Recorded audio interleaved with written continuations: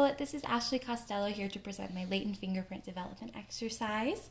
So for this exercise, we're going to be developing latent fingerprints with two different powders.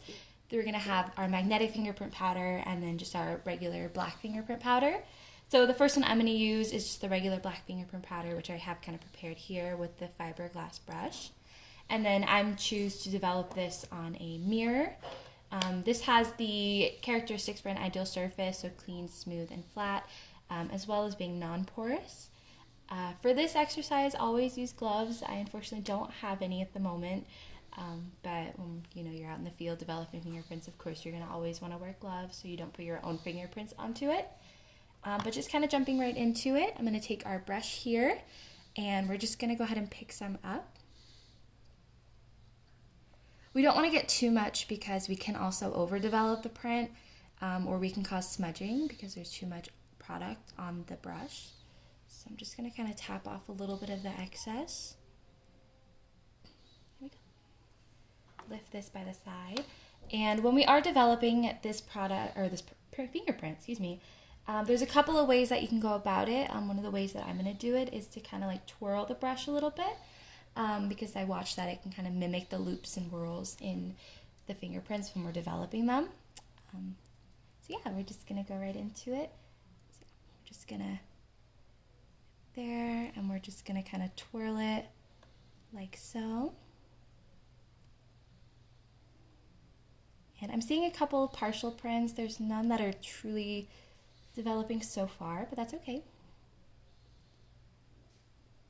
Just going to kind of go all the way down again, so this kind of mimics the loops and whirls and fingerprints. And again, make sure not to overdevelop the fingerprint either.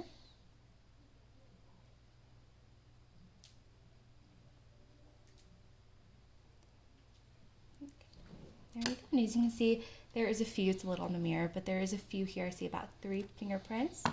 So now we're going to go ahead and lift these onto our lift tape here. And for this, there's going to be a little clear backing that we're going to take off. Again, make sure to wear gloves for this. Just going to peel that off, set that to the side. And I'm going to go ahead and get this one right here. And one of the most important things we want to make sure is that we're not getting any air bubbles when we are lifting the print. So I saw people use like a eraser end to kind of smooth it out. So once we have that, we're going to go ahead and lift it off. Again, it is a partial print, so it's not going to be the full print.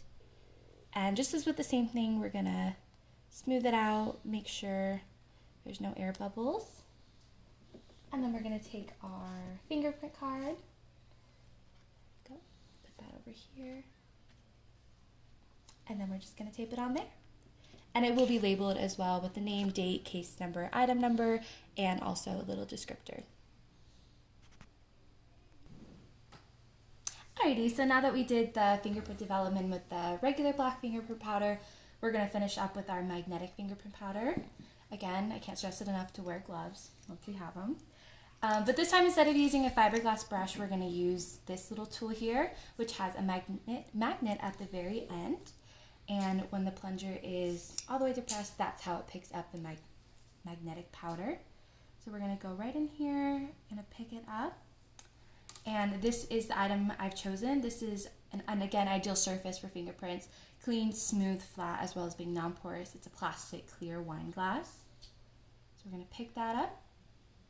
And kind of in the same way, we don't want to get too much. We don't want to overdevelop our fingerprints here. And I'm just going to hold it from the stem just so I don't obviously get my own fingerprints on there. Again, this time, instead of kind of doing like that swirling pattern, this time, oh great, we already have one. We're just going to kind of run it back and forth, just like that. You can kind of do like little swirls as well to mimic those loops and whirls, but in the videos that I've watched, they kind of went back and forth across it. And the important thing about this wand is that you don't want to get the very tip onto the glass because that can actually smudge the fingerprints. We don't want that. We have a couple of other fingerprints. Those are going to be a little bit more partial though. They're not fully developing. We just want to make sure we get all the way around the glass. There's another one right there, and another one right there. Perfect. Just gonna use a little bit more and kind of go over. All right, awesome. And the great thing about this thing is that we can just kind of clean up our mess as we go along.